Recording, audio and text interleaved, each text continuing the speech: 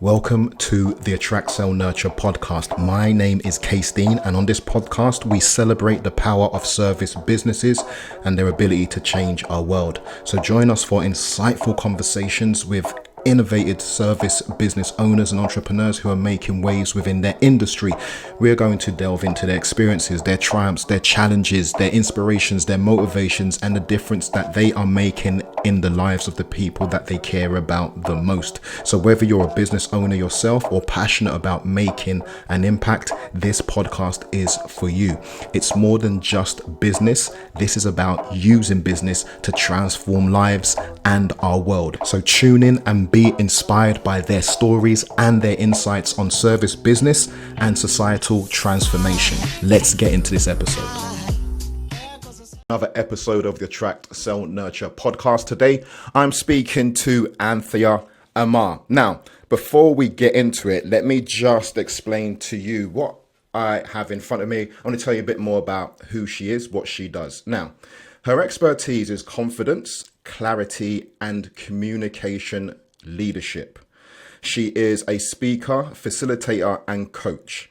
Now, she's an inspirational speaker and a true embodiment of the power of positive thinking. Her track record in facilitating change in individuals and organizations includes Ernst & Young, Google Digital Garage, the Metropolitan Police, and International School of Helsinki, amongst others. And this is proof that her words have the ability to empower and build confidence, clarity, and commitment in others.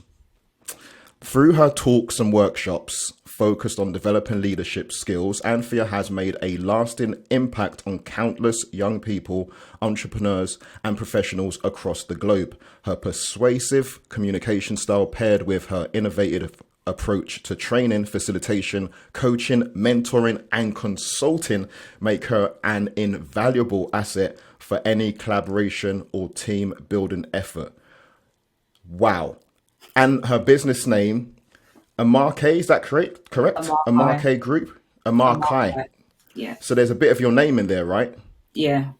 Okay, we'll get into that in just a moment. But just wow. You never ask a woman how old she is, but this is a lot. I seen that your business was incorporated in 2016. Mm-hmm. Is that when it started proper, or was it before that? So my first question is to you. Well, first of all, thank you for being on the podcast. That's the first thing. Yeah. Yeah. But when and why was your business created? And I've got a feeling 2016 was just the point where you decided, let's just make this legal. So interestingly, Armar Group is my third business. Got it. Right. And so the question of when does it start? It starts from the time that we're born. We're either going to be in business or we're not. And it's based on the trajectory of life that we live. So in the early days, I think I was around maybe 21 or so, 22. I can't remember. It was very early 20s. Me and my sister decided to start a business. We were like, yeah, we can do graphics. We can do this. We're good at design. We can do website. No idea what a business entails. We decided to get limited. So we're doers, right? So we come from a family of doers. This is what needs to be done. This is how we do it. So we go and incorporate a business. We start it and we have no idea what we're doing. We have no customers. We've spent all this time, all this money, getting all the equipment, trying to be like, yeah, we're the best design business in the world. We didn't even know how to have a business together as a family, right? And it ended up being a case of let's let this one go. So that one got thrown off the shelf. Then fast forward, maybe, when was that? Mid-20s, late 20s, I had another business. And that was because I was contracting. So my background is mostly in learning and development. So I was training in a lot of places. So I had contracts, 3-month contracts, 6-month contracts. And to do that, you need to have an established organization. So I had to set up a limited company for that purpose. There was no drive there. There was no passion for it. It was a technicality. Yeah. And so I was going to these different companies. I was training. I was learning. I was teaching others. My money was growing. And I felt like if I have a business, shouldn't I be doing something with it? And so I remember this one's called Optimum Outlook. So that was where my mindset is there is no limit to what we can achieve, what our outlook is. And the idea was to offer training and, pretty much what I was doing. Again, no idea about business. Even though I went to study in college business for a year in the evenings, I had no idea. And so Hold on. Were you studying in the college in the evenings because your thing was, I need to know about business, or was that something you're doing before? No, this was when I was 18. So I started university at 19. And so when I was 18, I was temping for a year because I didn't know what I wanted to do education wise. And because of that, I said, I wanted to get another grade so that would help the choices that I had for going to university. So I did really well at GCSE. So I'm showing my age here. Did really well at GCSE. And then I started to fall off a bit at A level. And then I ended up losing a subject because I didn't like it. So I only had two. I had computing and drama, which are the most random topics you could have together. Right? Drama was a passion. IT was, this looks, we're the age of computers now. This seems interesting. And so I ended up doing business studies so that I could do it after I was working one evening a week. And then that would give me the grade. So when I go to university, I've got 3 A levels to get me in. So when I came to do the second business, it's like everything I learned there, it was like, what? I don't get it. What's this marketing stuff? I thought when you build it, they will come. For sure. Why is no one coming? Right. So I had that and I went through that process and then again decided to dissolve the business as I ended up moving into a permanent job and no longer needed to contract. So Armar Group started in 2016, partially because I was in that same position where I was needing to have an establishment, a legal entity in order to do my work. Right. But I took my time to get to that point because I said, this time I'm going to learn from what happened before. And I really want to use this. If I've been gifted with the idea of having a business or the capability of having a business, it needs to be used for the benefit of others. And so I started to think about what is it that I want to leave in the world.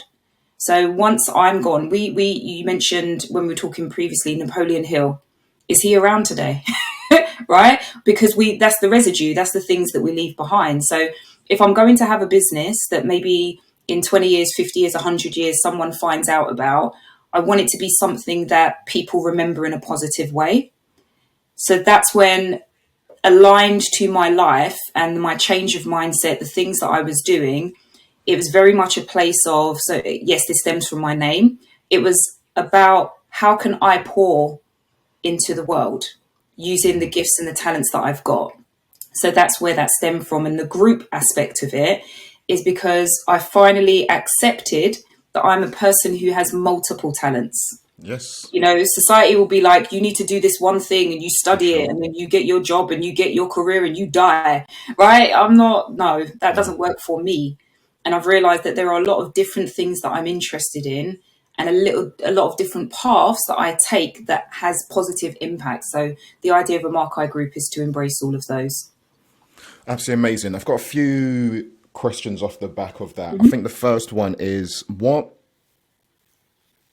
is the main creative outlet you had as a teenager coming into adulthood, where I'm hoping, because for me it just gets to a point of I used to draw, but what is that creative outlet that you had as you're coming into adulthood that really kind of epitomizes the idea of creativity? Because when I was reading your bio, and especially, this isn't a dig, it's just the way it is. When I see speaker, facilitator, coach, I've been in that situation. A lot of my work is based on telling somebody, okay, let's just pick one and let's work out what that is. And then we'll rinse and repeat for the others afterwards because of, methodology and structure. But whenever I see this kind of bio, I start to say to myself, okay, listen, this is definitely a creative person. And so it's interesting for me as another creative. What is that? Poetry? Is it drawing? Is it making clothes? What was it? Was it dancing? There's something there. And you have mentioned drama as a passion. It's so interesting. It's all of those things. Right. As I grew up, and I think this is potentially cultural, right? We come from an African home.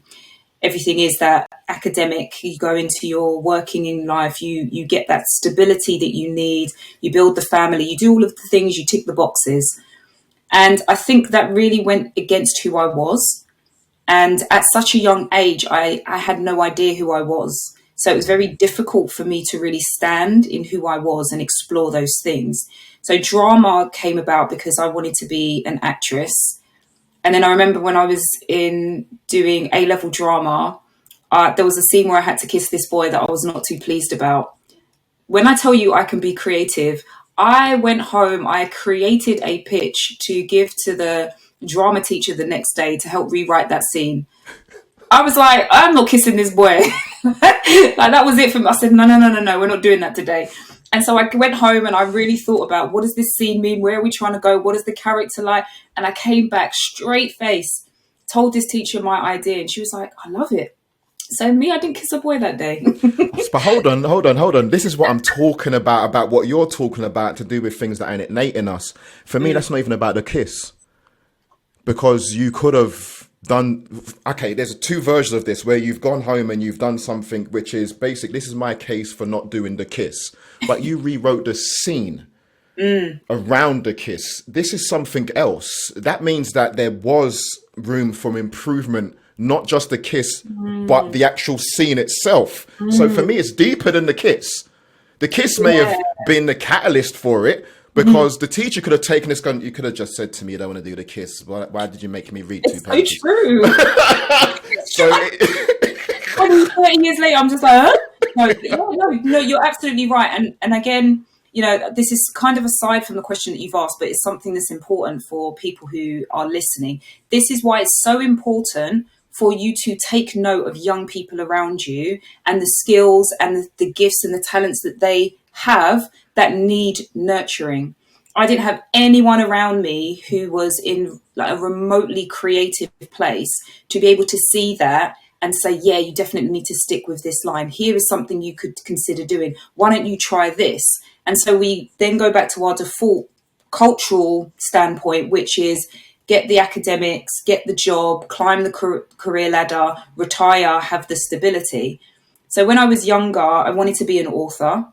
I actually wrote a children's book and I sent it off to a publisher, and they wrote back and said, this was a great story, but it was too short, right? Again, I'm a doer. I have no idea what it means to write a book. I don't know how many words it needs to be, but I had this whole story and I sent it. And because of that deflated, I didn't write any more stories after that.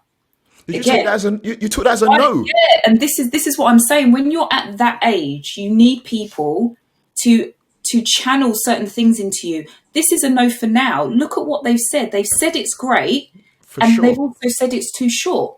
Go back, add more to it. You're doing That's the right thing. That's the story went. Track. Yeah, but when it's when you're in a space of, again, not having people who can see the level of disappointment that you may get from that and encourage you through that, it doesn't build that muscle for resilience when you get older. For sure.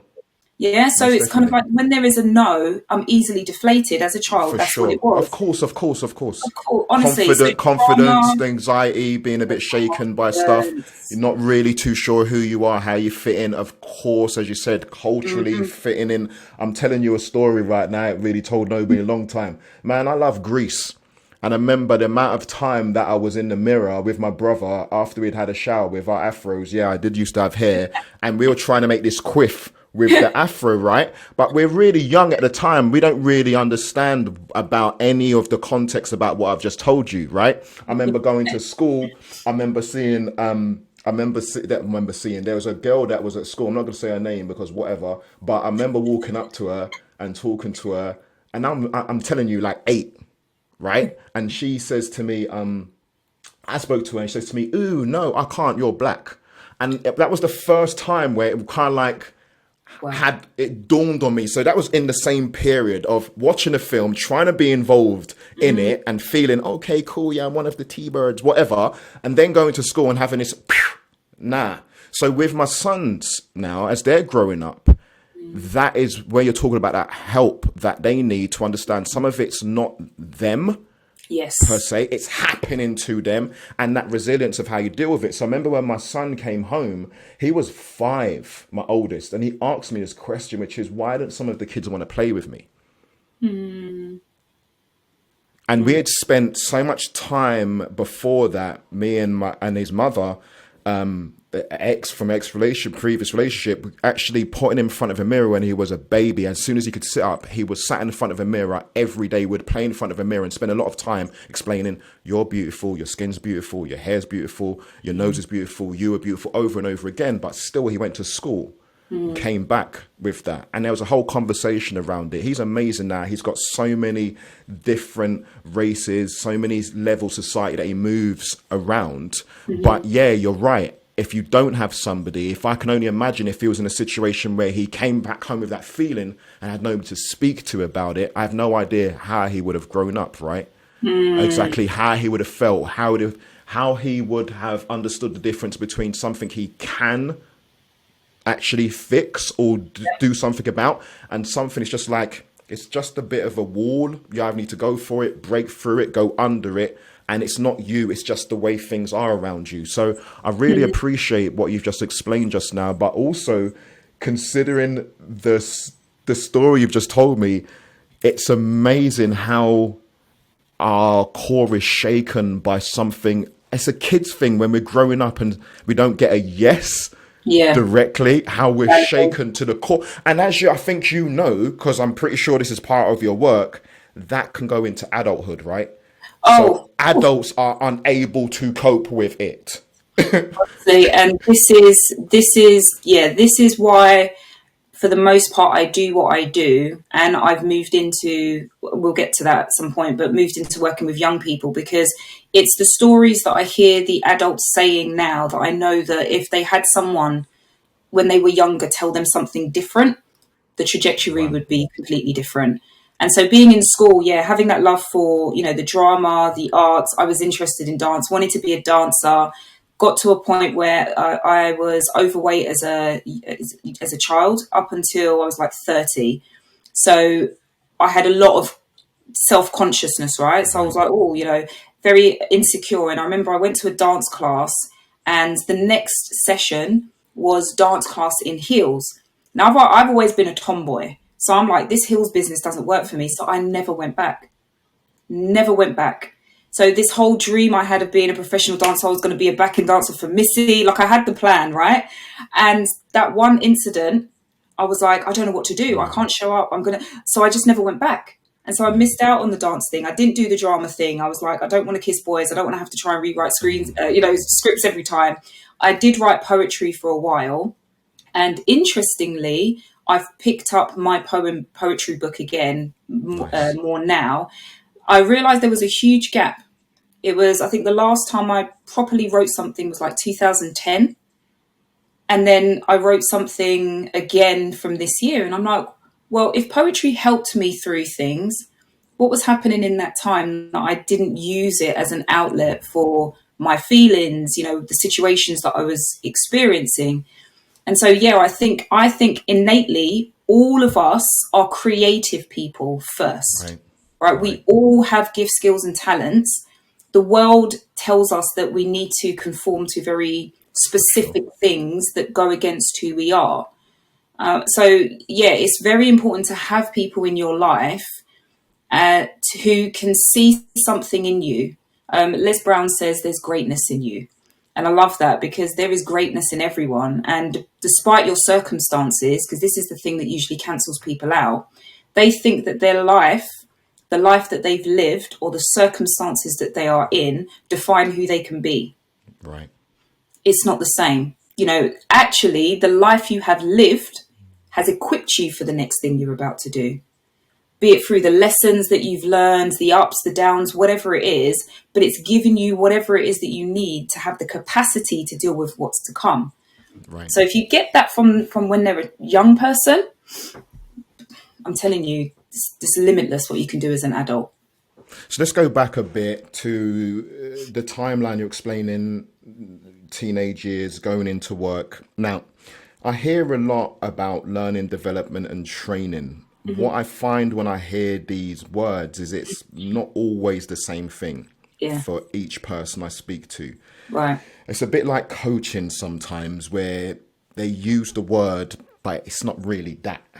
Now, in your situation, I find it quite interesting that you were doing something for survival. It was something you had to do for work, but at the same time you were drawn to it. What was this learning and development training thing that you were doing that eventually you said, oh, actually, I'm going to start doing this as my thing?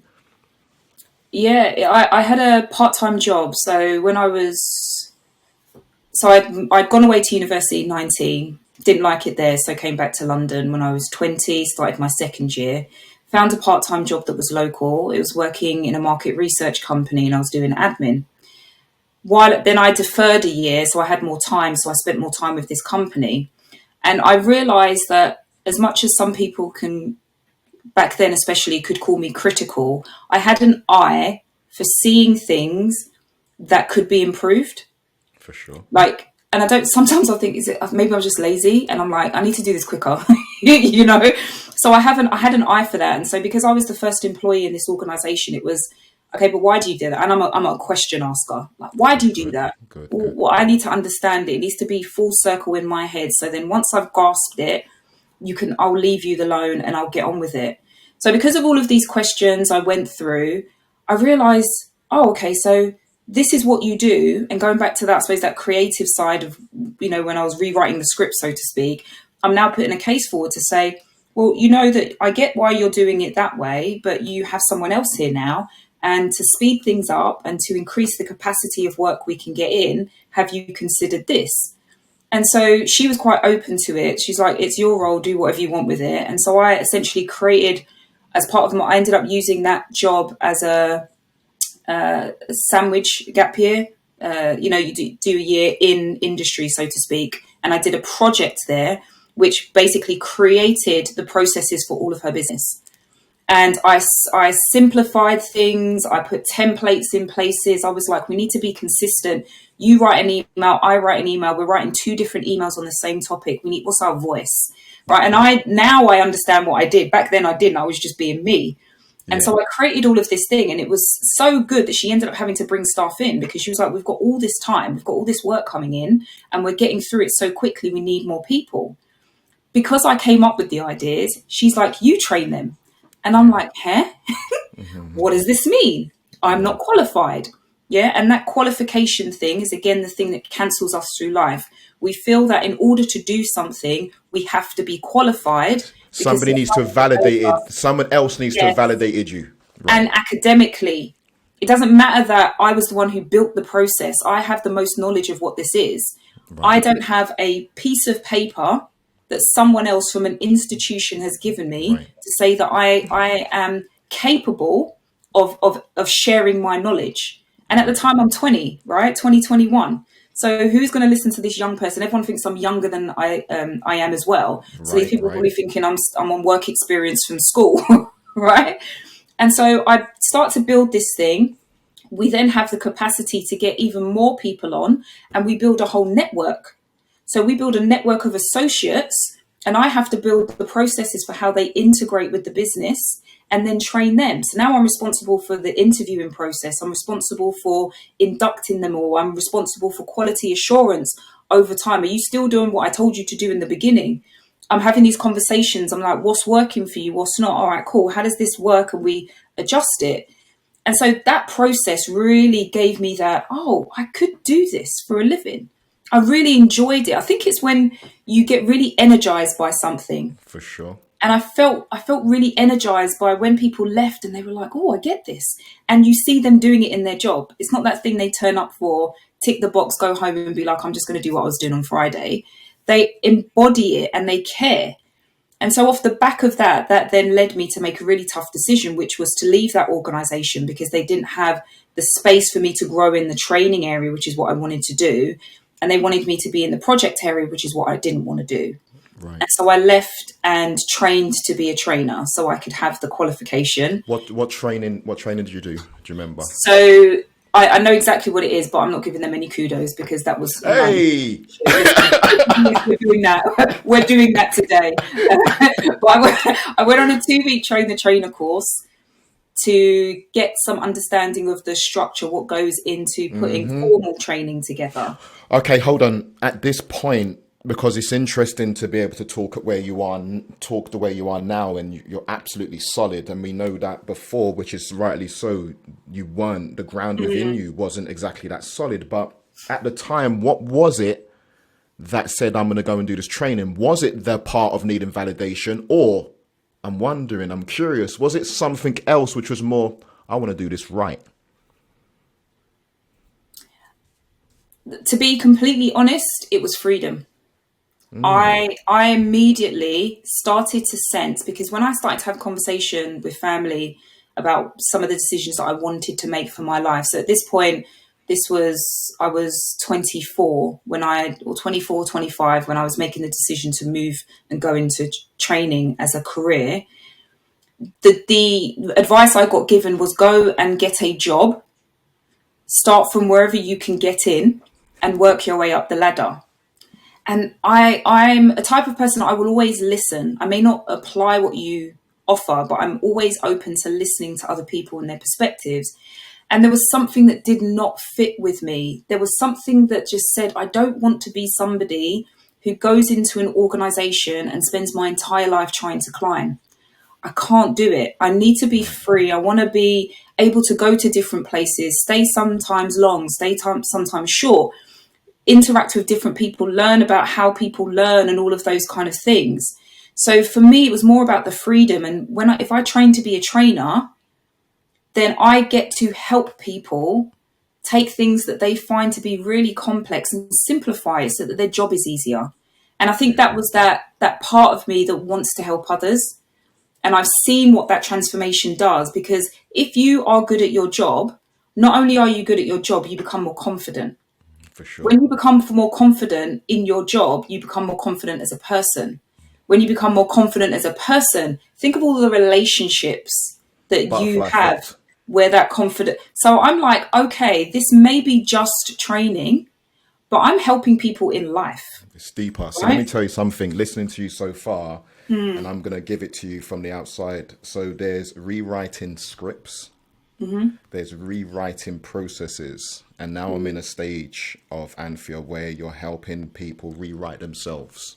Yes. Yes. And this was from 2006 to 2020 was my training journey. Right. And so I moved around, and I started off training delivery mostly. So somebody would give me something, I learn it, I go and train it. And what I found and what I discovered through that process is that the people who are sometimes giving me the thing to communicate have not understood the people that I'm communicating with. And that's what ended up being my driver. It wasn't I wanted to build a career as a trainer. It wasn't because I needed to be validated. I went through so much imposter syndrome, you have no idea, right? We go through that. It's like, oh, can I really talk to CEOs? Can I really talk to people who were 2 years older than me, let alone 25 years older than me? Can I talk to a room full of white people? I'm the only black person here. And again, everyone thinks I'm at least 15 years younger than I actually look. I actually am, right? So I go into any room, I'm reminded I'm young, I'm black, and I'm female before I even open my mouth. Right. And so there's more that I'm dealing with apart from the validation of the qualification I have. But what I'm seeing is when I'm going there, people always feel better once they've left. And so therefore I'm like, how can I influence this process? And I've realized the training life cycle starts from, identification of needs. So an analysis, design, delivery, evaluation. I come in at the third stage, which is delivery. Now I get given this. I need to be a part of development. And so I then moved into, let me find roles where I get to create the content. And so I started doing that, which then influences the delivery and the message that gets given. But then what I'm realizing is that someone else has done the analysis and has interpreted it in a completely different way. They haven't spoken to anyone who receives it. And so I'm still getting content, even though I'm developing it as best as I can, that doesn't meet the needs of the people who need it. So let me go to the beginning. And so I worked my way up in my own right to be the person who put the whole program together. So when I left that part of my career, I was developing training transformation programs nationally. And that's part of the work that I was doing with the Met. Is we have things going on at a different port, like an airport.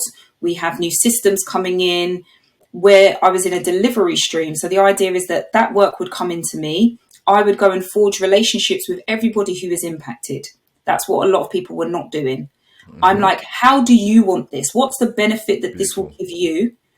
Go and talk to your people and find out what it is that they want. Then we all come back together. We discuss that and say, these are the people who are doing the work. What you want is only a part of that. If they're going to do the work, they need to be seen. They need to be heard. They need to know that you value them and what it is that they do. They need to have a say. And so I bring a sample of those people into the process with me, and they oversee that. Because I don't have an ego. I don't care. It's not about me. It's about the people who are going to do this every day. And so when they're part of that process, and this is not an arrogant thing, but every single project I work on is successful. And it's because of the approach that I take, that it's not about me. For sure. Because in the career, we're taught that we need validation. And the only way you get validation is to be seen. Right. And so we chase success. We chase to be the person who comes up with the idea. We chase to be the person talking the most in the room. We chase the idea that I can be, the name in the newsletter or the announcement that goes out. Most people didn't even know my name. And I didn't care. I'm like, listen, as long as you people get what you need, I'm good. That's the reward I get. And so when you work in environments where there's too much ego, it loses sight of what we are here to do as human beings, which is help others. And this was one of the mediums or one of the methods that I was using at the time to help others in the way that I wanted to. And what the transformation for me, because I feel like everyone around me receives transformation when I do. So the people that we've been given to kind of tend to or support in our community, in our circle, whatever, they go through transformation as I grow. And in, I believe it was 2019, it's like 2019 or 2018, Case, I kid you not, I woke up one day with the question, if you died today, what would you leave behind? You have to look back and you're like, did I watch it? What movie did I watch last night? Like, who was I talking to? Like, where did that even come from? And it took a while for me to really unpack that. And as much as I was doing great work, I wasn't impacting enough people. I wasn't impacting people on a cellular level. I was impacting people at work, but I wanted to impact people day to day in their minds, in their hearts. But why? Why is that so important? Because when I think about some of the challenges that I've had in my life, and yes, I'm a woman of faith, so I go to God. God, I pray about it. I do all of those things. I'm also encouraged by people. And what I found is that there is always a podcast. There is always a quote. There is always a book. There is always a video that I can go to where someone is pouring out a part of themselves that helps me in that moment. That's why I'm reminded of a phrase, I don't know where it came from, success leaves clues. It could just be for yourself, right? Whatever your success is, success could be just getting out of bed or going for that promotion. Or actually what success is not all about the car with the roof that can come down when you press a button. It can be something even a lot more deeper internally.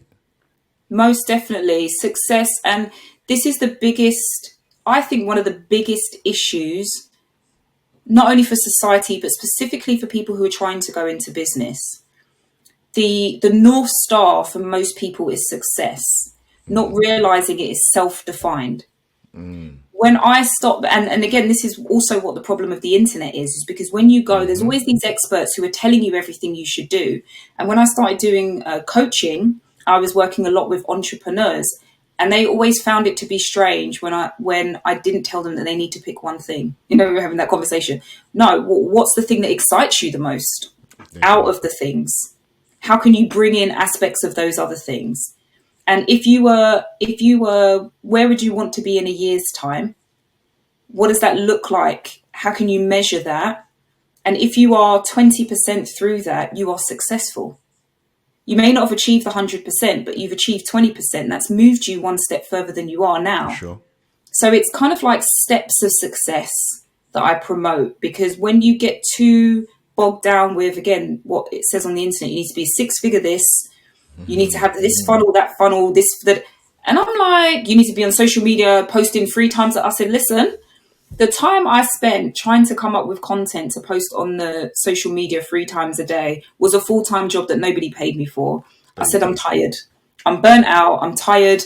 I'm not even believing what I'm saying anymore. And none of this was success. So why am I here? Right?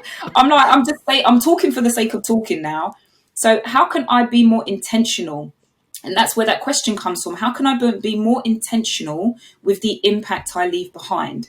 I'm not doing these things to tick a box. And listen, anyone who looks at my social media will know I come when I come. That's it. Because this consistency thing of posting for the sake of posting doesn't work for me. But when I have something to say, when there is something that is on my mind, if there's something that I'm experiencing, then I will post it and then I will share it. And one of the things that we specifically as Black people find the most challenging is vulnerability and putting ourselves out there and seeing our social media account as an extension of us, allowing ourselves to be judged by the world. So that's what then creates barriers between us and the people that we're here to tend to, that we're here to encourage and empower. So I share, and interestingly, going back to one of the questions you asked earlier, I've picked up, as I said, my pen again, and I've started writing poetry. I've even started performing poetry, which is something I never did before. I've done 4 performances of my poetry this year. Nice. And I share it with a deep breath because I'm like, oh gosh, this is personal. However, when I think back to the time I was experiencing this and that person left the video, there was a poem, there was a podcast, there was a whatever that helped me in that moment. I have to know that my purpose is greater than my comfort. There you go. And then I put it out there. And if it blesses someone, then I'm happy. And I leave it at that. It's incredible, that last bit you've just said, because it does reinforce the fact that you are a powerful person. We are powerful people. We can influence the world around us. But the work that you have done, and thank you for giving that snapshot, that insight into the work you do, because it's very deep. Again, when working with people, it's the intention. You have not spoken about it, but I can only believe how many people were just like, whatever, man. I had that last week. And the thing is, people know, the thing is, for me, the reason why I couldn't do corporate is I find it very difficult sometimes to stay what they call professional. So when someone's suit and tie come off in it, sleeves rolled up. Don't do it then. Put the work here. Yes. But there's this part that you've talked about going through where you kind of ascend, transcend. You just get to a level of awareness where you realize, with all intention, some of these people I'm dealing with are kind of hurt or broken or haven't given back to what you said about how they grew up, haven't been given a means of communication. This isn't about me. This person didn't wake up in the morning looking for me, trying to call me out. In a way, they might be calling out to me right now as a bit of a cry for help. And with intention, I can't help everybody, but with intention, I can. And for me, I talk a lot about relationships within business, and I'm always people about case, how you deal with sales objections. And it's like, listen, for me, I take it that most of the people that come to me have got broken hearts. That's the way that I deal with them. They've had their heart broken over and over again. What's my job? To tell them, don't worry, I can love you better, blah, blah, blah. Nah, it's more to do with, I'm just going to stay consistent with my intention towards them, and eventually they will see.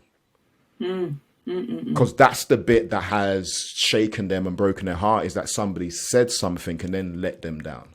But when you come into their lives, and when I talk to my boys about being representatives when they leave the house, I'm not talking about change the world for every person you meet, but you have to understand that they've never met you before. And when you come into that room, and you hit them with that pure intention, it is going to take them aback, right? Just like kids who want to play up and try and test you, and they're expecting you to fly off the deep end or give up on them or send them out, but they're not expecting you to come and say to them, let's go and have a talk over here, let me buy you something. And what was the last film? They're like, Rab, what's this whole attitude you've got with me, like you care about me? And that moment is another challenge. And I just think that intention, first, your intention, you're thinking that the person's intention is coming from a good place. They're just having a problem with the communicating. And your intention is definitely coming from a good place. What do you think about this? 100% agree. You know, pretty much, I would say 99.9% of problems in this world could be resolved with love. Having compassion and kindness for somebody else. And this is going back to what I said about ego, this is one of our biggest dividers because we make it about us. When I'm able to take myself out of the equation, I look through a different lens. And I have this framework where I actually answer this question. And this is what I like to share because it gives people a good kind of overview about how you can approach things. It's called ACT, accept, create, transform. The A part is acceptance. We have to accept, and this goes back to something you said at the beginning, life doesn't happen to us, it happens for us, right? So we have been through some stuff, and this is not to take away from anyone who's been through some challenges. I've been through trauma, we've done, had all of these things. Those things I can't control. Can't control what people say, can't control how life plays its cards for me. What I can control is how I respond. Right. And if I understand that, then every response I've given to life has brought me to where I am today. Right. If I accept that, then I know that I also have the power to change it. There you go. So this is where I am. Okay. Now, the next thing is once you've released all of that and said, okay, I accept that I am where I am because of the decisions I made. I'm going to draw a line and start again. You move into that create step, which says, now that I understand everything is going to happen for me and I get to respond in a way that gets me to where I want to be, where is that? What is it that I want to create? No holds barred. If the answer was yes, what would it look like? Right. And you create a vision based on your purpose, based on your vision, based on your values, based on what it is what residue you want to leave in this world. And you create that vision because if it's in your imagination, it's possible, right? So we don't limit ourselves at this stage. Now, once you've created that, you also need to create the means for which you achieve that. For some people, it will be business. For some people, it will be a different medium. It might be you're going to be employed. It could be you're an assistant to someone and you have influence on them that influences a larger audience. Like, it doesn't matter what the medium is. It's whatever medium you choose.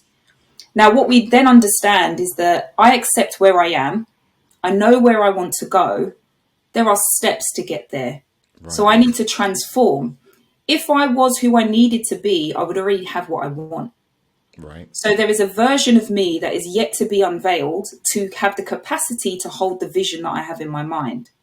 So then I need to start looking at what relationships do I need to change? What systems do I need to change? What processes what habits do I need to change that helps me become the version I need to be to step into this future that I've created? So it's act. ACT is a verb. This isn't action. This isn't let me wait for someone to give me a break. This isn't let me blame the world for everything that's happened.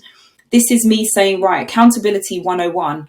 I've accepted that I am where I am because of decisions I've made, right? How I've responded. I now get to create whatever it is I want, whatever that looks like. And now I get to take the actions that will lead me to the life I really want to have for myself. And when you have that self-awareness, that conviction that you have limitless capability, it changes how you look at the world. And when you remove that ego, you can look at someone else and celebrate even when you're not in a good place. You can look at someone with kindness, even if you don't feel kind to yourself, because you know that they're also dealing with something and everything that they are doing is not personal. And it's not about me. It's about something that they're experiencing. And that for me has been life-changing. Some of the people that I've worked with using this framework has been life-changing because it helps us drop the ego, take the accountability and step into what we really want to be doing, not what everyone else expects us to be doing. Insane. Okay. I can understand you've been through many stages, but let's just take a snapshot of where you are now. Who are the most ideal clients for your service? And I need to go a bit deeper for you. Who for you do you prefer to work with? And I think in addition to that, who are the types of people you can get the best results for? Wow. Okay. This is a difficult one. Yeah, I Going thought back so. to going back to what you said, and that was why I was intentionally a bit loose when I was like, "Well, what do I want to promote?" I don't know. Yeah. I don't like labels. I feel labels limit us, and that's why even the whole coach, speaker, facilitator, it's kind of like, like I'm a change maker. I'm a champion for change. I'm whoever you need me to be in the moment that we interact. So Right. I know that my message is a message of confidence, getting that clarity, getting that commitment to take the action that you need to have in your life. So the people that I work with are people who either need it for themselves. So maybe you're a career professional and you're someone in a job and you hate your job and you're like, how did I get here? It's fine. You don't have to stay here. Let's figure out what it is that you want. Where is it you want to be? How are we going to get there? And you make those steps. It's never too late. What I've started to do more recently that I have been enjoying is working with young people. Right. Again, going back to from the coaching perspective, I do have coaching clients, but when I see some of the themes that I'm seeing in my adult clients, I'm going back to that same drive I used to have for training. Let me get to the root of that. So let it be that in 20, 30 years, someone else is not coaching adults with the same themes that I'm coaching them on Right. today, Right. because we got Right. them earlier. So I've been working more with like doing community events, schools to go into young people, teenagers, kind of like 15 to 18, up to 25 actually, to help them improve their confidence, get a sense of who they are, what their purpose is in the world, what their values are, so they can ground themselves in that. So every decision they make stems from that, and they're not swayed or deterred by what culture or society tells them, but they really fixate on the thing that they are intentional about doing, the creative gifts and talents and skills that they already have, and enable them to unleash that into the world boldly. Like, them, I want you to be there and say it with your chest. This is who I am. And then to have that confidence and to build those relationships with people who are going to help support them, not stay in relationships because of time, because of proximity, or because they think they need to be loyal. No, you need to surround yourself with people who are going to help you be the best version of yourself so that you can help the people that you have around you to help. So anyone who is in that When you've got space. when you've got those two, you've got adults and you've got the young people. Mhm. Something's come to mind, which is when they're young, and it's not what you've said, it's just a thought, but when they're young, and I've got three sons, 28, 20, and 16. But when they're young,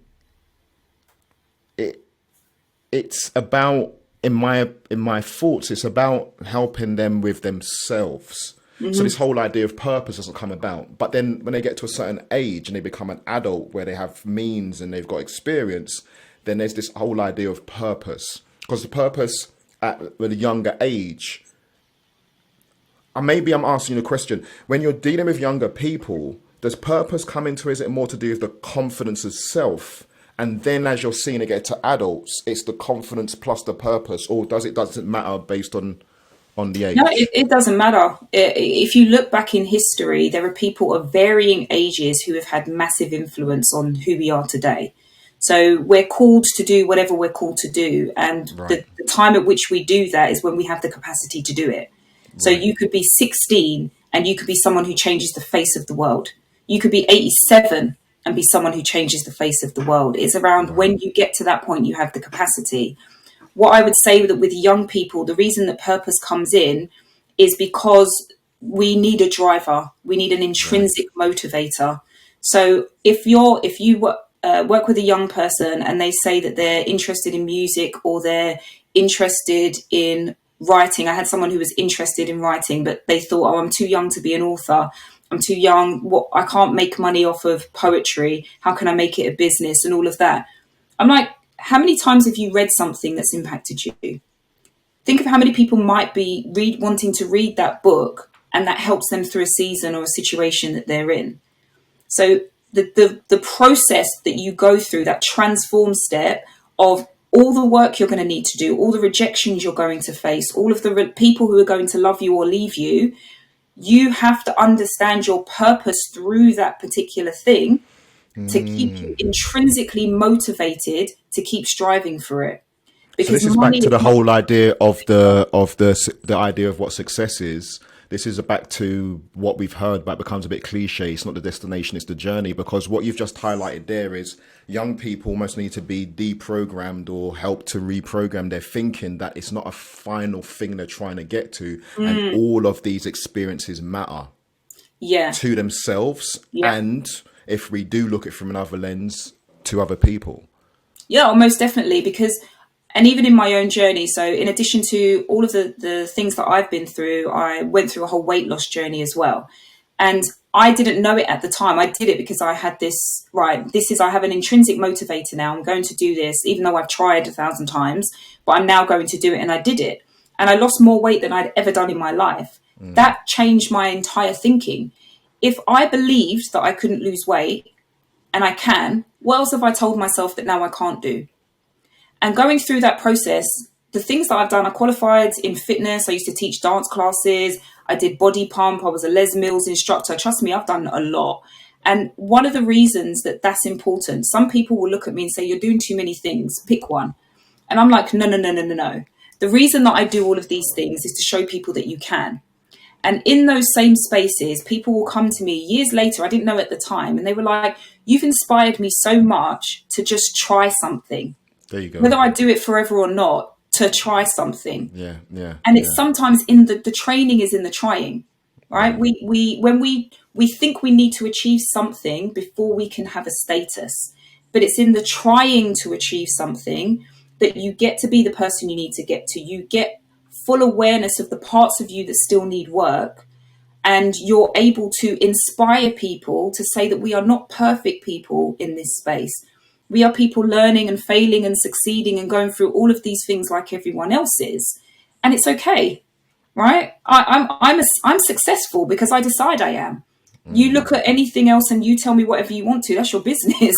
I'm successful because I know what I've been through, and I know who I've helped, and I know what I've got to come. And I know the challenges that are yet to be faced, but all of the things that I've been through are going to equip me for all of the things that are to come. And I'm happy with that. So beautiful. It's like, I hear you and you have done a lot, but it also sounds like it's just the beginning. Right? It's insane. Do you consider yourself a business owner or entrepreneur? So I just tell you, I don't like labels, and then you come with this question. Again, this is difficult because labels then define you. Business owner, do I have a business? Do I own a business? Yes. Entrepreneur, have I created something out of nothing to a degree? Yes. However, I'm not limited to either of those things. I'm fluid. So I do freelancing as well. I do things where I can bring other people into that space. I do things just by myself because I am whoever I need to be to have the impact that I need to have. So if you need a team of people under my business, I'll get some associates in, we'll come and we'll do that thing. If it's me you want, because there is a particular skill that I have and you want my help over a period of time, yeah, if I've got the time, yeah, we'll freelance, we'll do that. But if it's me, and like this is where I'm really, I suppose, trying to brand myself at the moment around speaking, and I've had conversations, it's like, oh, I saw what you did with this company. And it's like, oh, you know, we might need to go through this company if you want to get, no, I want you. Because it's the way you say things, it's the impact you have, and we want you to talk to our people about that. So I need to step up and be that person. I need to be that brand. And this is, again, where the ego thing comes out. I don't like being put in public spaces. I do not like the limelight. I don't want any of it. But my purpose is greater than my comfort. So I do it because of the people who could be helped in the same way I was helped by people who probably stepped out of their comfort to help me. Ah, lovely. Okay.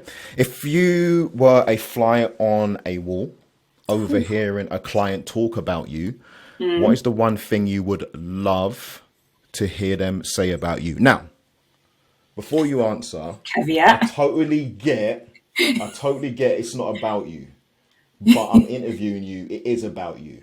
So please, Allow yourself just a moment.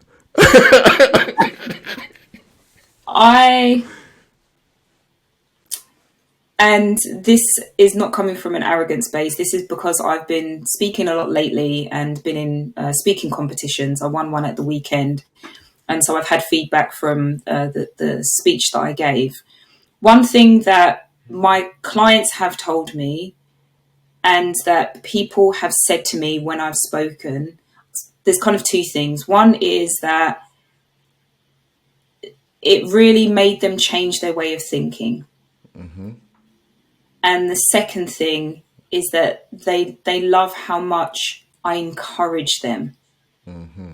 And that is because I see people in their potential, not their current circumstance. And because I speak to people from a place of who I know we're all called to be, which is higher than whatever circumstance we're going through, that is always the residue that I want to leave behind, that despite whatever it is that we have experienced, we can always do something great. And that's what I really want my clients to be saying, and they have been saying. And I want more people to be saying that, not because it's about me, but because they've had that shift in their thinking. And if a thought changes a feeling, which changes a behavior, which changes an action, this is the ripple effect that we have to change in the world. So when people think that I need to go and do this really big, grand thing, trust me, change one person's mind and see what that does. Well, you did well there. I know it's not about you, but you did well there. And thank you. I'm trying. Okay. How did you decide on your business name? You've touched on it, but I'm really curious about this, especially Armar Kai. Kai, yeah, it's my Kai name. part. So, what is this? No, Armar Kai is my name. That is, I'm originally from Ghana. Armar Kai is my name. Okay. And for part of it, and I'm trying to be mindful of time and space and how deep I go with this, but the story behind this really is my own life. What I've come to discover is I have been silenced a lot through a number of different things, right? So my experience of going up through life is that my voice, my opinion doesn't matter. And this is why I say everyone can do everything, because going through all of that, I still have achieved a lot, and I've achieved under my potential. So we can achieve so much regardless of what circumstances we have. And so one of the things that we were ashamed to talk about was our original names, because we're in predominantly white schools. We experienced a lot of racism growing up, and we then have to have our English names because, it's more palatable. Mm-hmm. Through this discovery of, who I am, what I can bring, how I can help people, part of that is showing up for yourself first. And so when the name came about, and I talked earlier about wanting to pour out, it has to come from me. It has to be me. And it didn't make sense for me to pick a name that was outside of myself, because everything I pour in is from me. So the name is literally my name. And then group comes from the different talents and skills that I have. So I have coaching, I have training, I have facilitation, I have speaking, and I do mentoring as well. So each of these are different branches, so to speak, of the business. And I do all of those things because I want to show up for whatever anyone needs me to be.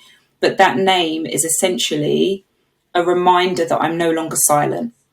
Right? I can't be silenced. My name is here. I'm leaving this behind. So through this, there is a message that I'm going to deliver. Does the name have a meaning? Look at you testing my heritage. Not that I'm aware of. There probably is, but it's traditionally it's to do with the number that you're born. For sure. So I've read about this just the other day. The Ghanaians, their children are. Yeah, there you go. Yeah. My parents are Nigerian, by the way. So, I know everything you just said. And I remember being, again, back to the school I was at, where I told you the story about the girl that I went up to, and just reminded me of exactly my place within society at 7 years old. Right. But again, she was 7 at the time as well. But the school was next door to a church, and it was a church I went to. My mother, who came over in the 1970s from Nigeria, took her children to the Catholic Church, and they gave us all English names, right? There was a whole process behind it. I remember vividly. So my name I was given is Michael. Okay. Whatever. But yeah, I totally understand what you mean by when you kind of, it's like having a piece of clothing that's too big for you and you grow into it. And it gets to that size when it fits you perfectly. It doesn't fit anybody else. And you become a lot more proud, you know, Yes. and through the naming of your company. And thank you for explaining the details, because, you know, we used to have more of this when we used to give out business cards, this kind of thing. People, oh, that's nice. Why did you pick that logo? But I think with the internet, we kind of miss these bits. Yeah. And they are significant. And especially for people who have put significance in the name, it's important to hear. But here's a question for you that's a bit left field for you. Considering everything you've said, and this is from me, from my experience, from what I do professionally, I can't think of a reason right now why I don't find you on your website.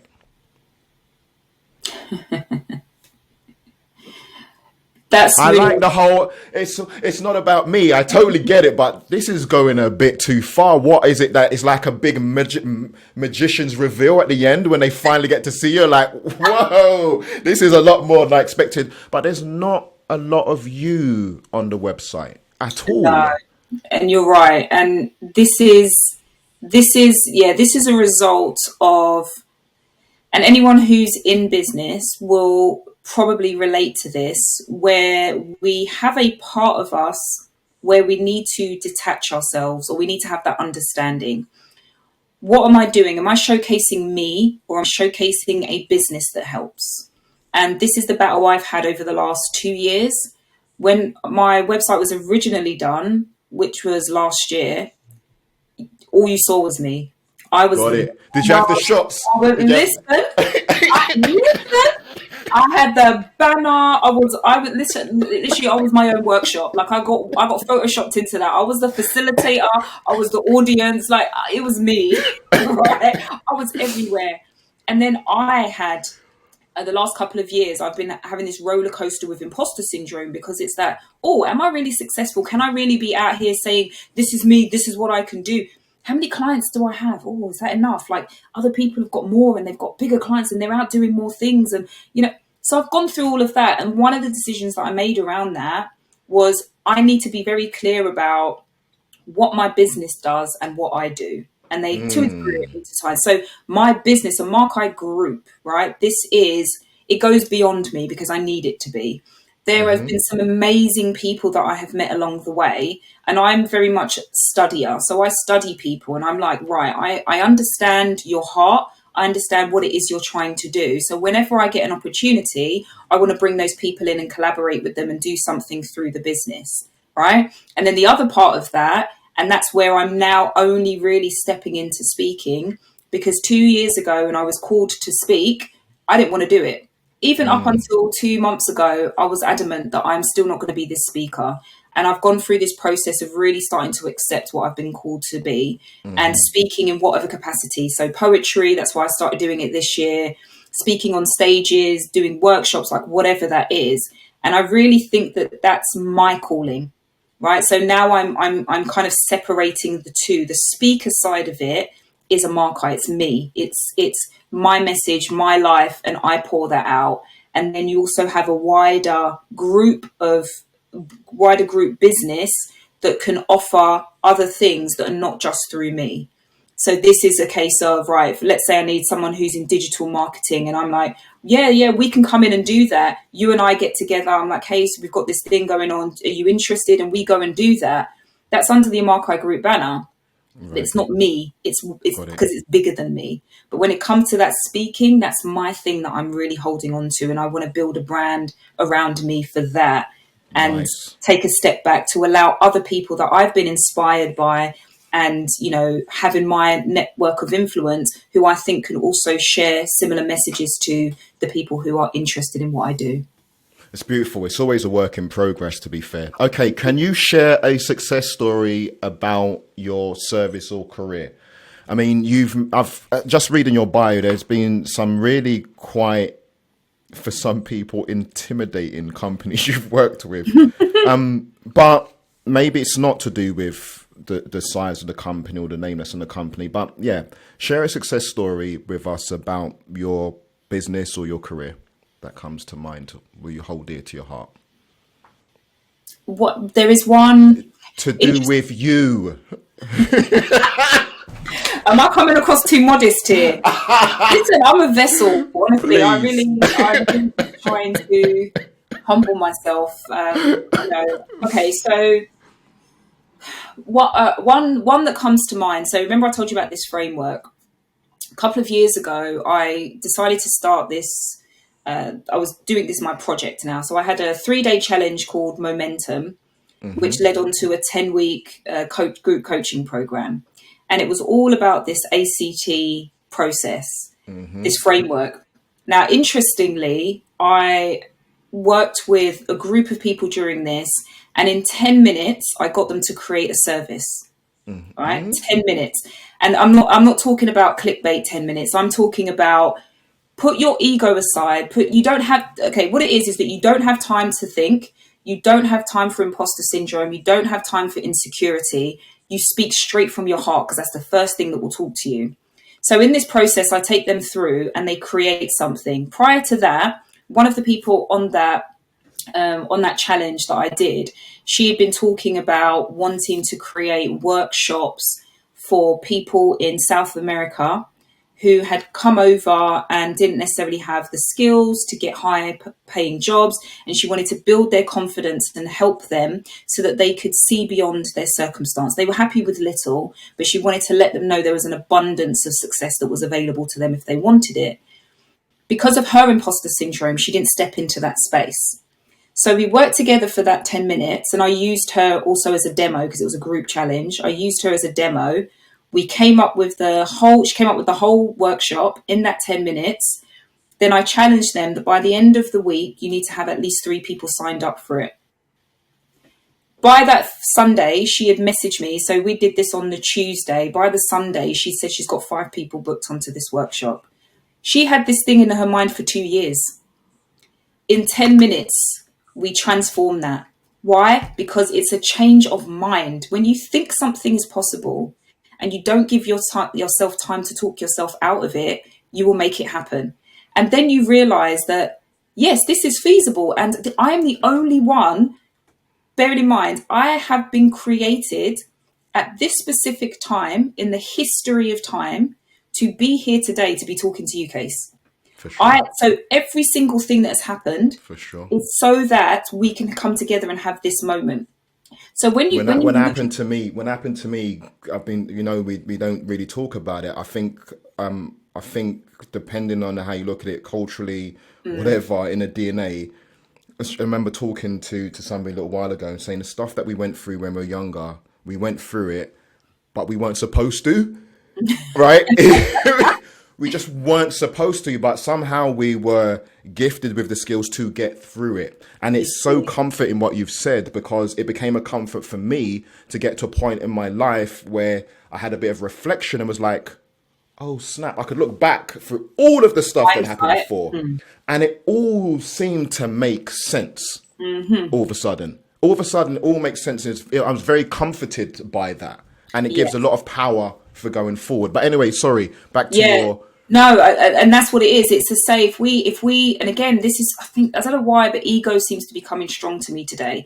The ego, we need to put that to the side. We've had every experience, like even for her, she had been through experiences that conjured up the idea that this is the group of people that she wants to help in this way. She sat on it because of fear, because of insecurity, because of naysayers in her life. So she's now in this point where she's birthed this thing that for 2 years she hadn't thought about before, or she kept saying that she was going to do and never did. She's now birthed it. And by the end of the week, she's asked people, because what we do is we make assumptions that everyone's going to say no. So she went to the people, she asked them, she got them signed up, she delivered the workshop. Listen, when I tell you this woman was beaming, she was beaming. She was my client for another 6 months after that. So we worked together. And again, it wasn't about, let me give you tips for how to create the most amazing business. Let me give you tips to, present yourself to the world and, wear a suit. And like, no one cares. Well, not me anyway. I'm like, I look at it as my biggest success stories come from when people understand this, right? We are all concrete slabs. Mm-hmm. Statues are not made, right? We chip away at concrete for the statue to be revealed. This is what our life is. We have been put so much concrete and nonsense been placed on us that's hidden who we really are. And for us to really be successful in our life, we need to chip away at all of those things, realize who we already are, and be true and authentic to that. And we will always succeed. I don't know a single person who is doing something that is true to their heart, authentic in what they do, who fails. Right. They're tested, don't get me wrong. They face challenges, but they don't fail. Right. But yet the person who is trying to make a meal in 10 days, because that's what it says on social media, by day 6, you're like, my friend, I need counselling. By the 6th hour, let alone day 6. Okay. Exactly. Can you share a challenge you faced while building your business or career and how you overcame it? Just one. Yeah. Just one. Because it's mad, isn't it? This is what I'm saying to you. It's what I said to you at the top, that it fascinates me. I know I've gone through it and it still fascinates me, but there's that part where you lean into it. And like you said, you're called to it. And there was a word I used with one of my clients, Karen Cruz, she was somebody who she was a life coach that works with young people, and she moved from executive coaching into working with young people. And at the time she came to me, I'd audited her website, which was executive coaching, and she was making bank. So when I spoke to her, I was like, cool, let's go through all these things, and then we're going to do a project and we're going to expand and amplify. And she said to me, I've got this other idea, which is to actually do coaching for kids. I'm like, nah, man, let's just do what already makes money. Let's just work on what makes money and do that. And we'll do your little pet project later. But she came with this explanation behind it and emotion behind it about what she wasn't able to do when she was a kid in school, when she failed her GCSEs, and then she went back at 52 and retook the GCSEs and aced them. And back to what you've said, her thing was, if she had somebody when she was younger, what could she have achieved? So her whole thing is about helping young people. But one thing that came to mind when I was working with her was the word vocation. The calling is what you've given. And I don't hear this a lot. And that vocation, that calling is what gets you moving it, even when you're not feeling it, right? Yeah. It's bigger than me. And that's what I look for in the people that I work with when I'm talking to them. It's not about whether or not they've got the money to work with me. It's whether or not what they're trying to do is bigger than them. Yeah. It has to be bigger than them, and then we're going to make magic. And saying that, it's those challenges that we go through. Some of them are absolutely... I mean, I spoke to somebody the other day. It was Sharon Gordon, and she's publicized this, so it's not an issue. But I was talking to her, and she's an IT training facilitator, very similar to what you've explained, but I was speaking to her and I just got this feeling. I told her it was a feeling that she's been through something really big, but she still managed to carry on. And she told me last 3 years ago, she was diagnosed with breast cancer. But yet she still was out there. And this is at the end of her explaining everything she did. But she was still out there helping people. Even though she had every reason, if you like, to say, no, forget everybody. This is just about me. But she was still working. So yeah, it is a challenge you faced, and I think it's got to be one of those really big ones that it was almost like, let's just allow this, let's just stop doing this and do something else. What was it for you?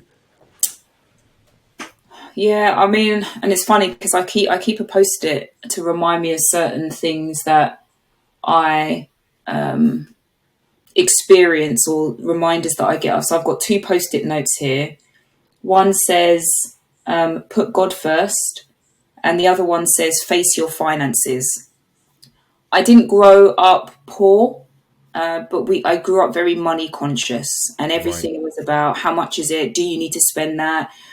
We don't have enough. So we had a, fairly lack mindset, and every purchase was scrutinized, right? Do you really need that?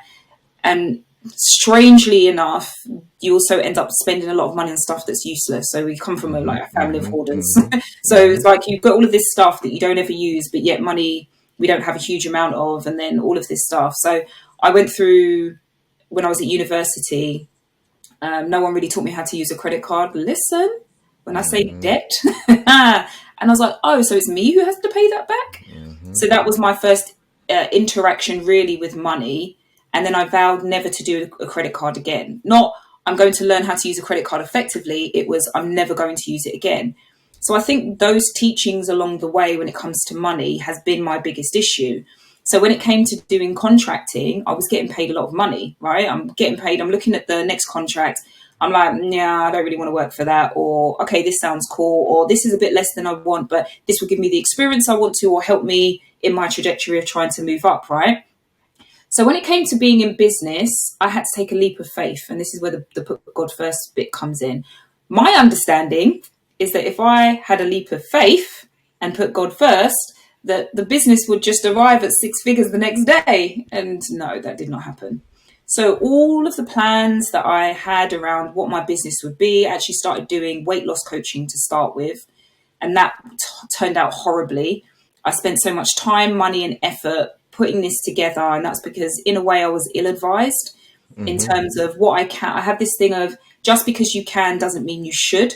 Right. Because I can help people lose weight doesn't mean that's what I should be doing. Right. And so my attention was focused in the wrong place. So when I started to get into this coaching, life coaching, business coaching, I did a lot of imposter syndrome because I'm coaching people about how to make more money and to do all of these things, yet my bank balance is quickly dwindling. For sure. Right. And I'm getting to this point of, I can't do this. I need to just go and get a job or a contract so I can just have that money coming in. And I kid you not, and this is, again, just this reinforcement of putting God first, because every time I went to go and get a job or a contract, for whatever strange reason, it always fell through. Always fell through. And I'm like, okay, so this is the path I need to be on. I'm clear about that. But Lord, where is this money coming from? I can't magic this up, right? Yep. And then somehow every time I go back to what I said before, is I'm a doer. So I think I need to do everything. And what the problem is in business, when you think you need to do everything, is that you don't build a support network. No. And you don't allow other people to help you. And I say allow because helping is a privilege. Yep. And what I've learned through my time is that by saying no to anyone who wants to help me, I'm denying them the reward that they get from being a helper for me. Right. So I'm a giver. So yeah, you need me? Yep, I'm here. You want that? Oh, yeah, I can do it. Oh, no, don't worry. I've got it. I'll help you. And I'm cool for that. But when someone else is offering that, it feels strange because I'm like, I don't have money to give you because I've got this issue with money now, right? I don't have enough. I'm watching the back. I can't go out. I don't want to do this. I don't want to do that because I don't know if there's going to be enough money. And so my whole world ended up focusing around money. And what that meant is it changed how I approach clients because now I need the money. So it's not about the service. It's about the money. And I got to a point where I realized that my business is never going to thrive if I put money first. Whether I have it or not, whether I get it or not. And you said that earlier, it's not about how much money whether or not you can afford it. Is what you're trying to do. Is it bigger than you? I'm inspired and energized by people who want to do something that sits outside themselves. And so I had to go on this journey of really unpicking what it was about money that challenged me so greatly and why I feel like I have to be the one who earns it all the time. And again, coming back to childhood, it's this thing of I have no one to rely on. I am my own safety net, right? So if I don't get it, where's it coming from? And so again, I come back to that's the put God first for me. I had to really figure out how to live life in line with my faith. I have faith and I believe, but I'm also out here doing my plan B. Those things don't work together. And so when you really figure out, and this is why it's important when I talk about young people understanding what they've been gifted and what their purpose is because it serves you your whole life. It's the thing that recalibrates you. So I went back to basics and said, right, this is what I really need. These are the spaces that I need to be in. This is what I really value. These are the people that I want to work with. These are the people that I want to help. And there are times where I did that and didn't get paid. And I felt great. I did that when I got paid a huge amount of money and I felt great. And I realized there's absolutely no difference.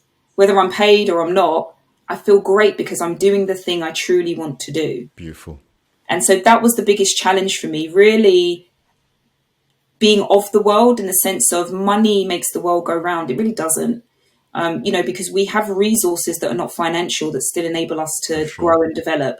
There are courses that we can go on for free. There are people who will just offer their time.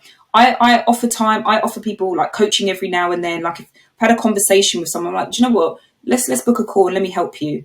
Oh, I don't have money. But that's not what I said. I said, let's book a call and let me help you. Yeah. And then I'll gift them a coaching call and they don't get it. You know, like you said earlier, it's like, why is someone coming to help me? Yeah.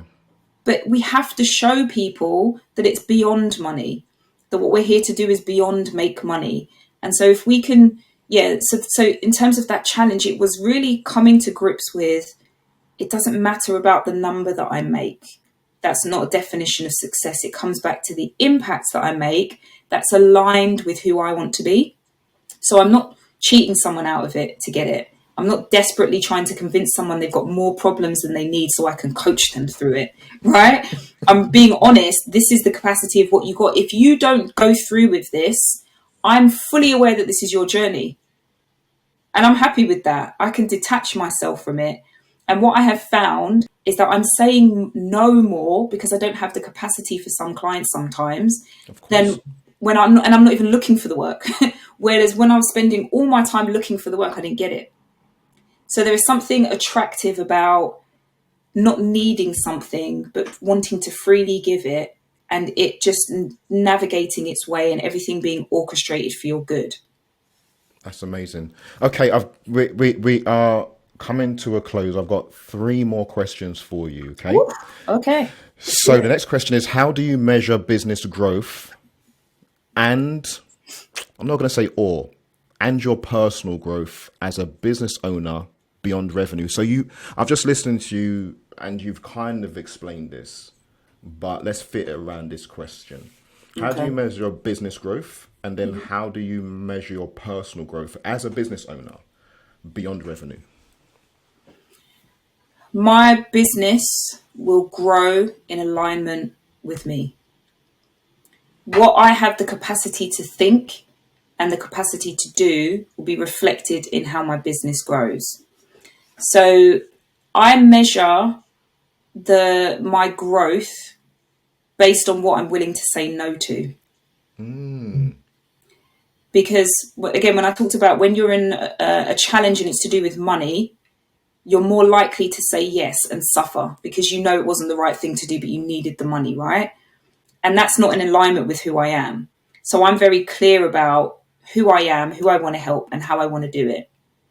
Do I need the money sometimes? Yeah, but I'm still saying no. Right. So I know that my business is growing. That's a ridiculous amount of faith. Listen, I have faith. Trust me. I have faith to believe.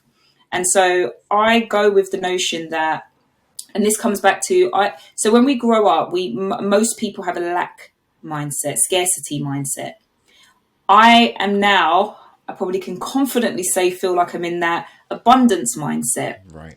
And I've seen it through, again, I'm putting God first for me. So I've seen how things flow to me. I've seen, like buses, they just keep coming. Right. And I'm dealing with 24-hour buses, not this. I'm working until 11 p.m. and then we start again at 5. So I'm having opportunities coming 24/7. So if I know the opportunities are coming 24/7 and I say no to this particular one, do I need to fear? No, because I know another one will come. So my business has grown from last year because of the number of no's I've said. I've said no to new business. I've had to say no to an existing client because they were stressing me out. I had no peace. And I'm like, this is not the client I want to work with. And this year alone, and then I've said no to, I've done like a project one time and I'm like, this doesn't fit with me. And I've said no. The old me would have been like, oh, you know, I've committed to doing this thing. I need to be here for at least a year. Listen, time is one thing that never gets replenished. Ain't nobody got time for that.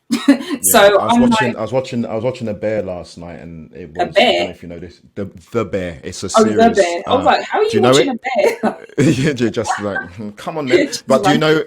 Do you know the series about? It's basically about a restaurant in Chicago. Okay. It's really amazing. It's a massive commentary on interaction between people. But anyway, there's this plaque that's on the wall, which is every second counts. And I was watching, it was an amazing episode I was watching last night, but that was kept playing, and I'm reminded of that now, this part about time that you've just said and how important it is. Time is something you will never get back, and this is why the focus should be more on time than money. Money can always be replenished. I mean, they pretty much make it, right? It can be created. Time we don't get back. So what am I doing with that time? How am I helping someone else with that time? And so again, when I think about my growth over the year, specifically this year, it is a case of, yes, I can do this thing, but will this be a valuable use of time? So when I generally take, like if it's like speaking things, I'm asking who's the audience? Because I need to understand, it needs to be in line with my message. Because before it was like, oh, it's a speaking gig. Great. And I'll go and do it. But speak. Yeah, no, I'm talking, but is anyone really listening? But if I feel like really aligned now with who it is that I speak to and who I can encourage. So I want to make sure that I'm in those spaces. And interestingly, there have been times where I've said yes to something, and then later on an opportunity comes up that I really wanted to do. And then I've had to have that conversation with myself. Why did I say yes to this thing? Was that because I really wanted to? Or am I still having the residue of that? Oh, well, I need the money. I can see what my forecast is looking like this quarter, and I need to top that up. That sounds like another phrase that comes to mind listening to you, blocking your blessings. Like you just put something, just put it in the way and almost missed out on it. Listen, the lies of busyness, and busy with the Y, not an I, right? This is what we have as a problem, especially in business. We become too busy. So we fill our calendars with too many things, which means the opportunities that were destined to flow to us don't have room. So we need to create space. We need to create time. And that's how I know that my business has grown, is that I am doing less things. And I say outside, you said outside red of you, but I'm doing less things. I have more peace, and my business has the capacity to call in other people to support anything that I'm doing as and when I need to. And that's important, because if I don't develop the business relationships that I need to help me as an individual grow, I'm not learning from anyone. I can only teach myself what I know, right? So I need to have other influences that also helps my business grow. So every time I grow, I look at my business and say, how can I use what I know to expand on this, to get this out there? And my business still needs work in a lot of places, but I'm in a good place and I'm already growing. I'm seeing my forecast for the year and it's already exceeding what I made last year. And I'm only in my second month of my financial year. So I already see what taking a step back and allowing more space to be there, so those opportunities that are really aligned to me can take place. And outside of that, it is a feedback. I know I keep saying it's not about me, but it's really nice to know that someone saw me somewhere or heard something I said. I once did this community event, and there are 100 students in the room. And I was there for the whole day. I spoke to a few students who came up to me. I delivered a talk, I think it was on presenting skills, speaking with impact, all of that kind of stuff. And then a day or 2 days later, I got a LinkedIn message from a student who was there, who I never saw, never spoke to, saying, "Thank you so much. I was so inspired by your words. It's changing how I'm now going to present myself." that for me is growth. It means I'm There you go. making the right decisions in my business that has that kind of impact on people. Absolutely beautiful. Okay, second to last question, and this is the bonus question. Ooh. So you need to pick a number between 1 and 18.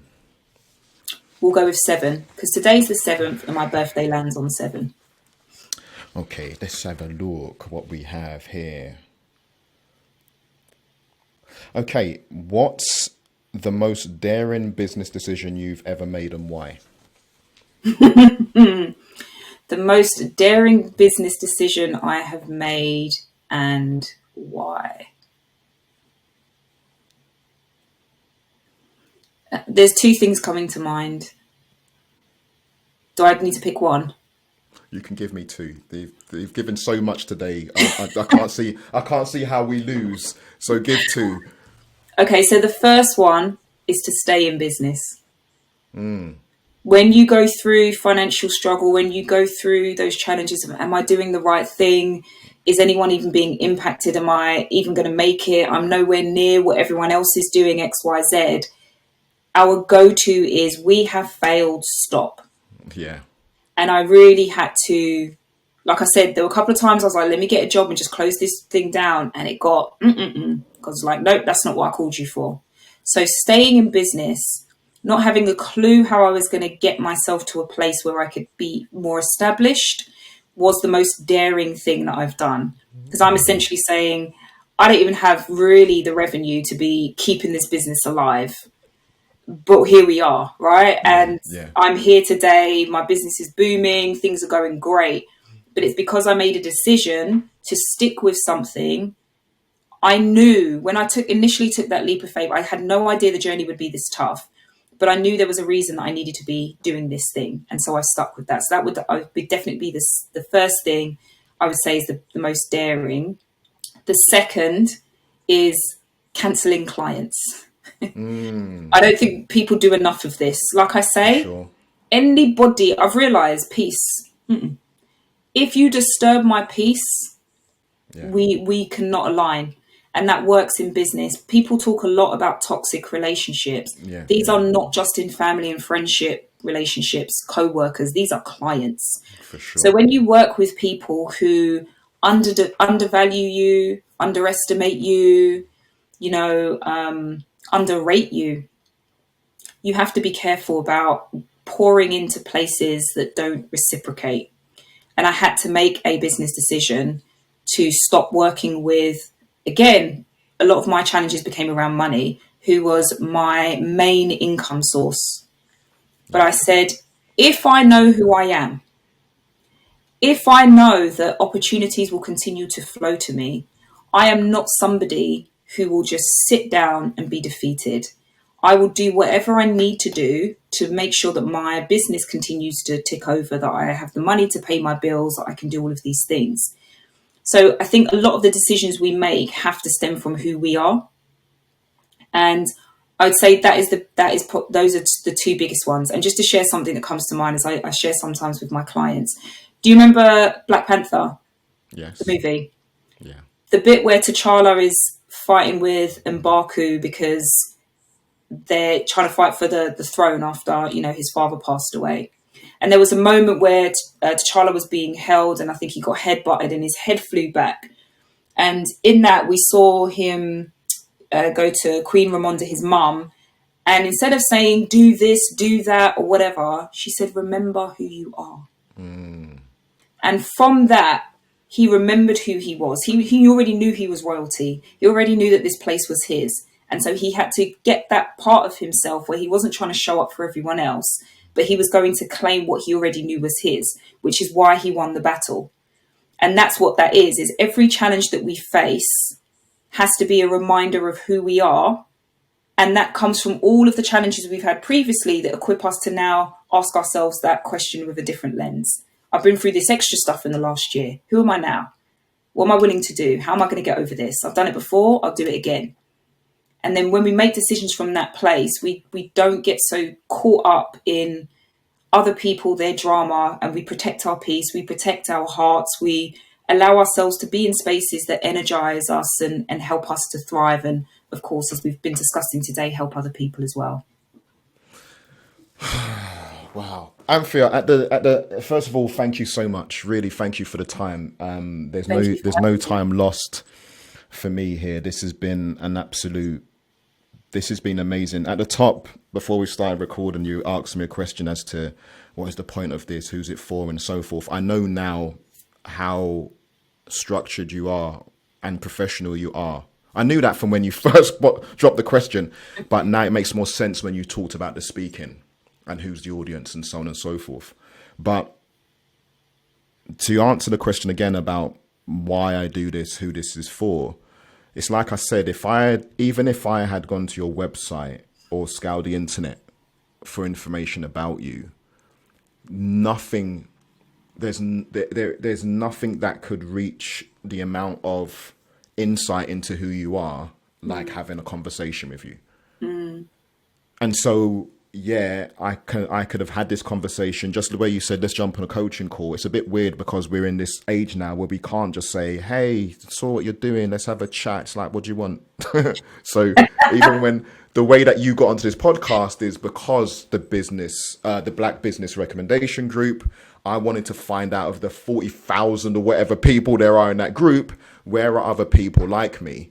And I wanted to find those people. And then, yes, my whole point was to see out of the list of people, because trust me, it's a different, you talk about daring. For me, it's daring to go onto the internet and say, who's a coach and consultant? It's like, I make toast. It's like, what, mate?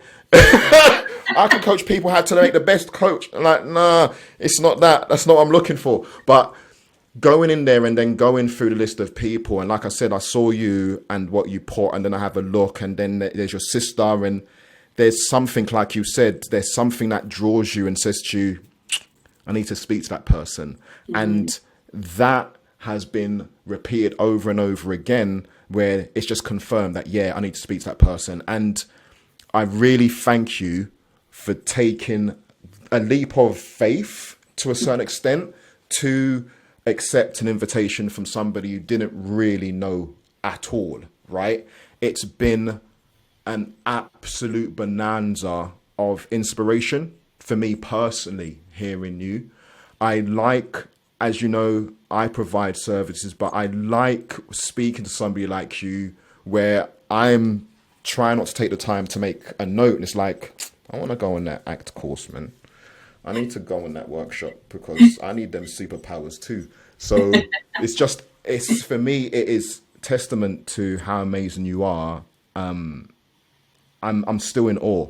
That's why I'm struggling to find. I'm still in awe of everything you've told me, and I also feel like we've not really gone deep down. I had so much questions around the International School of Helsinki. I had questions around how did you even get these companies, organizations, and trust me, I've got it. They must have, yes, we've had speakers before, blah, blah, blah, blah, blah. You kept quiet. And then afterwards, when you did their thing or whatever it is you did with them, they're like, snap, we've never had anybody like you before. And can you come again? I totally get that. But I really wanted to thank you for taking the time here out of your day to speak to me today. I can only imagine how many people it's really going to inspire. I feel absolutely just motivated, inspired, and just really honored to have spent this time speaking to you and hearing about your life and your work. Okay. Really, from the heart. No, I appreciate the invite. Thank you so much for having me. And again, whenever two people get together and have a conversation, someone always benefits. So thank you. There you go. I know there's going to be a lot of people who I'm reminded of doing an interview in the Black Business Recommendation Group with the owners, Hugh and Lorraine. And one lady had put in the comments that she was just scribbling notes, but she couldn't find any paper, so she's scribbling her notes in her Bible. So I can only imagine, that there were people who have watched the podcast and just been putting stuff down. And once they finish the recording, there's this part where they kind of move away from you, and it just seems like a bit of a. So I want to make sure that those people who need to keep in contact with you can. how is the best way for them to do that? And I'm not talking about just peppering you with questions and, oh my God, I think she said that she does free consulting or free coaching. I'm not talking about Caveat, folks. I'm not talking about that. I'm talking about more, what would you suggest people should do if they're interested in finding out more about you, maybe hiring you, working with you, that kind of thing? Yeah, and that's a great question. There are so many places people can find someone. I think for me, the best place to get a sense of what I'm about probably now is LinkedIn. I think that's Okay. the best space to start. I'm starting to post more about what I do. Again, I'm getting over this ego thing. Posting, look at me, look at me, look at me. But again, some of the messages that I do share are impactful for others. So I'm starting to do that. So Anthea.Armar is my LinkedIn. That's probably the best place. I have an Instagram as well, but I hardly ever post.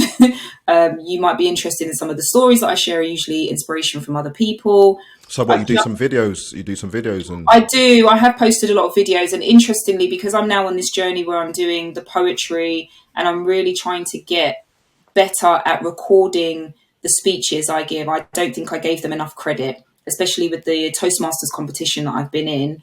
We I do knew this it was thing called Toastmasters. Yeah. Okay. table topics, which is an impromptu speech. So you give a question, you've heard it just now, and you've got to give a 1 to 2 minute speech. So on Sunday, I won the division competition. So I Congrats. go to finals next year. And what I've realised from sharing some of the speeches that I did through that competition is that they're really impactful. I was just like, I just need to come up with something in 1 to 2 minutes. But again, that residue. And so I've now created an Instagram page called Amarkai Speaks. And I'm going to be putting some video content on there. So this is from poetry readings I've done. It's going to be from any talks that I'm able to get some footage for, and some of the speech competitions that I've been in. And that will give you a word. And then the full versions of the poetry and some of the content that I do, I will be putting on my YouTube channel, which has been dormant for way too long. So I need to re-establish that. And on YouTube, that is Amarkai Group. So I would say those are the three places. LinkedIn, that's the best place to check what posts I've got, reach out with a message, follow, blah, blah, blah. Instagram, if you want to see some of the video content, because there is a lot of stuff on there. So either my name, Anthea.Armar, or if you want to specifically see some of the stuff that I'm doing with regards to speaking, it's going to be Amarkai Speaks. And then finally, YouTube, Amarkai Group. The ACT workshop, the workshop that you did, are you doing it again? Do you plan to do it again? Do you run it on a regular basis? No, I don't. And the interesting reason is, and this is again, and you'll understand this is, because when you look at your website and you're talking about things like funnels, it's like this is the process. You have something that you do, and then that leads to something else. At the moment, because I'm doing the speaking, I don't have the capacity to manage a community over a period of time. So I'm dipping into other people's communities. So it's been challenging, but I think the challenge that I did, Momentum, was so impactful. Momentum. I think I've got it. I think I'm lying. I think I actually have that as an independent product now Right. on my website, amarkaigroup.com. So if you go Okay. to the shop, I think it's a 3-day challenge that you can do. You can upgrade for VIP, which gives you access to more content. But essentially, it's a very good framework for anyone who is interested in starting a business or has a business that doesn't seem to be going well to recalibrate. Who am I? What is it you need to accept and let go of? What is it you want to create? And therefore, what steps do you need to take in order to become the version that you need to be to have the vision that you've created? Thank you for that. I'm going to find a link for that and put it in the show notes together with the other 3 links. Anthea, this has been amazing. Really thank you for your time. It's not really about going over. I think, the time is what it is. And I thank you for having the time for me today and for the listeners and for the watchers. So just amazing. Okay. Thank you so much for joining us on this episode of the Attract, Sell, Nurture podcast. I will see you on the next episode. Take care. Thank you for tuning in to this episode. This podcast is for anyone who is passionate about making a difference through their work and wants to learn from others doing exactly the same. It's about the journey of creating a service business that not only generates revenue, but also contributes to the betterment of lives and the world around us. So if you are someone who has a story to tell, someone who is making waves in your field, or someone who has unique insights on the synergy between service businesses and societal transformation, I would love to hear from you. I'm always seeking amazing guests to feature on this show. So if you or someone you know fits this description, please apply via the link in the comments or the show notes of this episode.